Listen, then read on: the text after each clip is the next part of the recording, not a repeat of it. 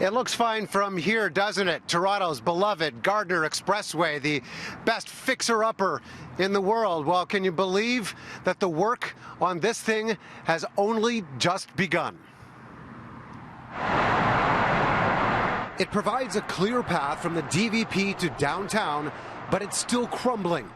The concrete slab in the sky, known as the Gardiner Expressway, is now set to start a major rehab after years of falling apart.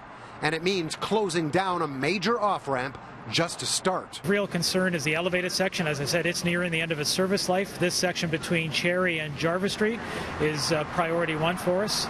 And so once that project is underway, we expect to have all that work completed by the end of 2020. And yet it's the first of 7 stages of work to be done over a decade.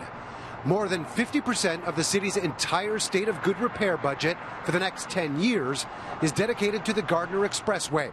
That's $2.3 billion. A portion of that, the city's former chief planner once argued, should be torn down completely. The eastern portion of the Gardiner moves only 3% of morning commuters. So we've got an efficiency problem here. We're spending a tremendous amount of money on infrastructure that really doesn't do the heavy lifting. We had an ongoing and bruising debate about what to do with it, whether to leave it up, whether to move it, whether to take it down. And this needs to fit in with that bigger picture. How much are we spending to keep an asset in place that may ultimately be moved or taken down? 5 years ago, the city was debating what should be done with the small section of the Gardiner east of Jarvis, whether to continue with the fixes, level it, or reconstruct it altogether. City Council chose a hybrid version of what exists today, moving the alignment further north. That project is still in the early engineering stages, and an actual schedule still isn't known. The last estimated cost was over $1 billion. Drivers already had to endure the closure of the Gardiner's corkscrew exit eastbound at York Bay and Yonge a couple of years ago. Now, more chaos to go along with the questions that still exist. Our challenge here is that we've been in a bit of a limbo land. We haven't had a clear vision for the future.